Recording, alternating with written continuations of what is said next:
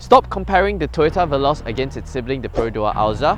I know both uses the same DNGA platform, 1.5 litre DVVTi 2NR VE petrol engine, as well as a similar design language.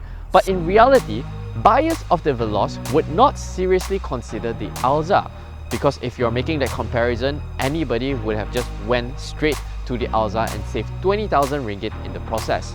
No, buyers of the Veloz are more concerned how does it stacks up against class rivals like the Mitsubishi Xpander and Honda BR-V. So in today's video, I'm gonna help you decide which is the perfect sub 100,000 ringgit non-national 7-seater SUV for you.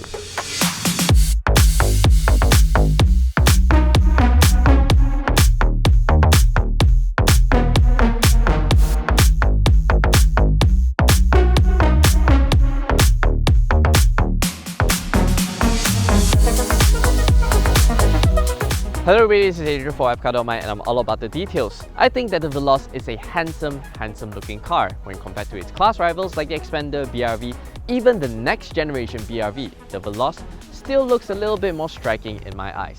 Now that's thanks to the generous chrome touches all around that accentuates the upmarket look of the Veloz, coupled with the 17-inch alloys with the design that resembles the Corolla Cross, as well as a full-width light bar over to the rear. And on selected color palettes, you get to option a black dual-tone roof that makes the whole car looks a little bit sportier. Aesthetic differences between the Veloz and Alza are actually pretty obvious, but there are some details which you have to squint your eyes to notice them. Starting with the headlamp clusters on the Veloz, over to the edge here, it kind of just narrows off, but on the Alza, it's actually just a sharp edge.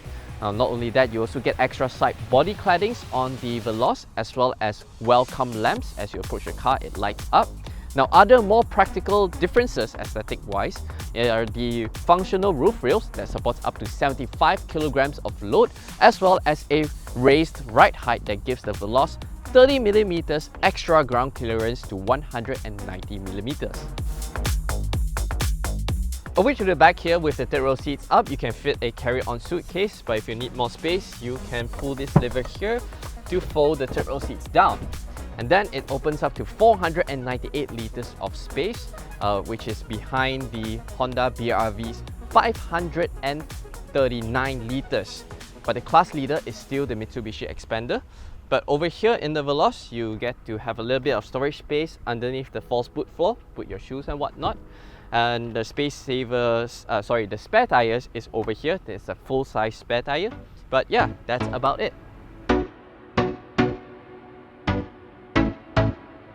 Seated inside, you'll find a similar cabin layout and architecture as the Alza. However, the Veloz, inside here, it does feel a little bit more upmarket. So you get soft touch materials across the dashboard here, the side door cards, and even blue ambient lighting, which makes you feel very good at night. However, I do hope to see an aftermarket solution just to add a variety of color palettes. That will be awesome. The Veloz offers the most advanced features among its rivals, such as a digital cluster, wireless Apple CarPlay and Android Auto, 360-degree camera, electric parking brake with auto hold, as well as a wireless charging tray.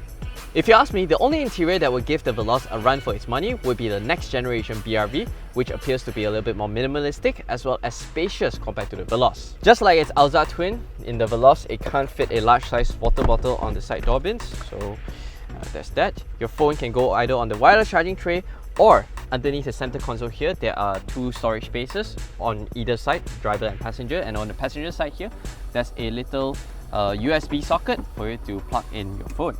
Center armrest, good enough for a little bit of a loose items.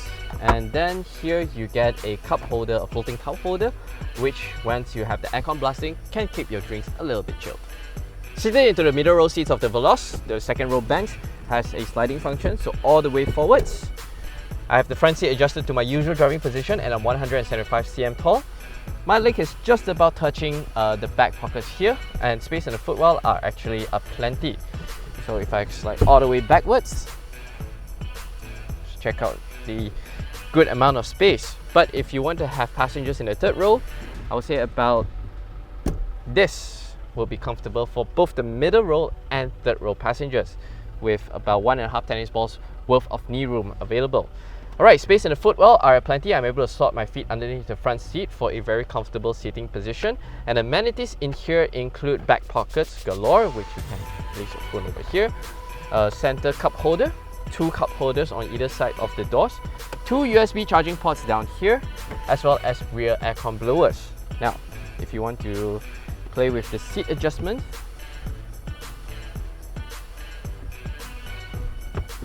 plenty of recline adjustments in the middle row seats, and if you pull this lever here,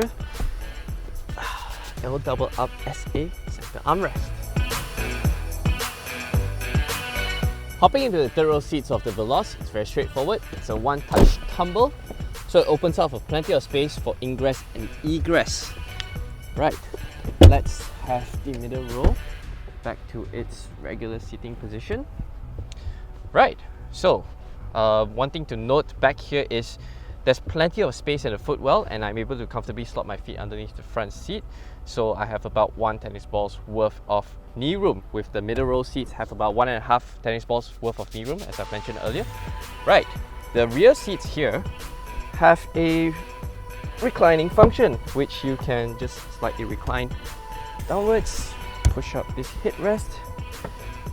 And again, I'm 175 cm tall adult, perfectly comfortable in the third row seat of the Veloz.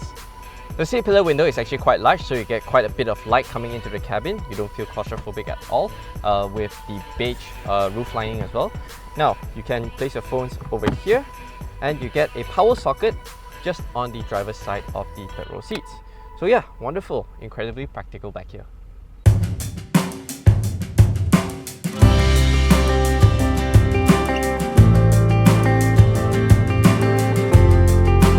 The Veloz rides on the DNGA platform, which is short for Daihatsu New Global Architecture Platform. It's a platform that I speak very highly of, right? It's pliant, comfortable, and plusher than the Alza thanks to the longer suspension travel. Now this in turn compensates, or rather should I say overcompensates, the larger 17-inch alloys equipped on the Veloz. So you get the sense of style without sacrificing comfort. It's when you really go over those rough patches, then you will appreciate how well sorted the Veloz is.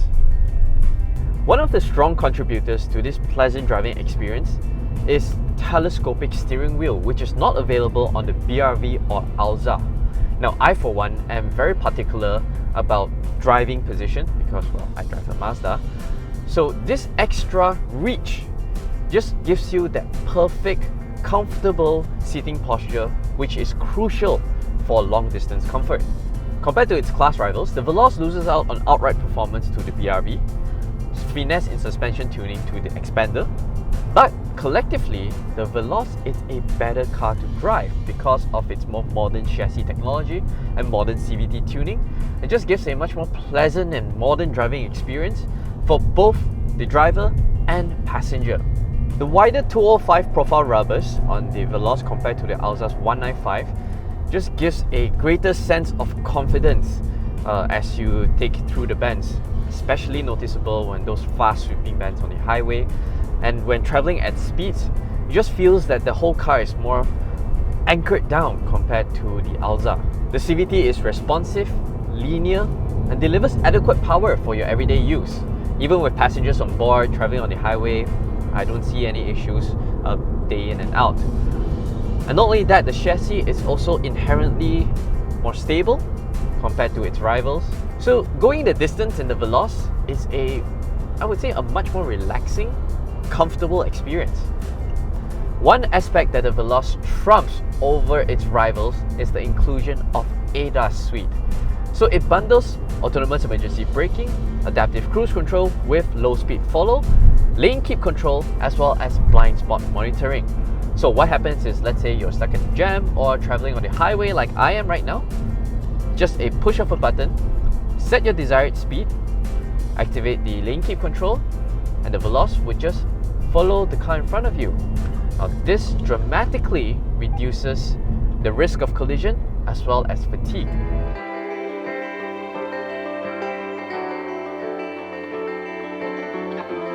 Comparing the Toyota Veloz against the Perodua Alza is a little bit like comparing Sushi Zanmai and Rakuten.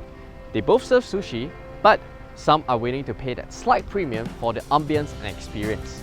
For 95,000 ringgit, the Veloz actually offers the best bang for your buck. It's the most well-equipped 3-row SUV under the 100,000 ringgit mark. It gets the full suite of ADAS, fantastic features, new platform, as well as a fantastic driving experience. As I've mentioned at the start of my video, buyers of the Toyota Veloz are unfazed by the 20,000 ringgit premium over the Perodua Alza. Instead, how they approach the Veloz is that it offers the best value for money and better features compared to its class rivals in the non-national sub 100,000 ringgit 7-seater SUV category. But after I've put the Veloz in this way, do you think that the Veloz is now worth it or not? Let me know in the comment section below. As always, thanks for watching. We hope you enjoyed this video. Make sure to subscribe to our YouTube channel for more videos like this. Hello everybody, this is Adrian for WapCar.my and I'm all about the difference. How they approach the Veloz is that it offers the best bang for your buck.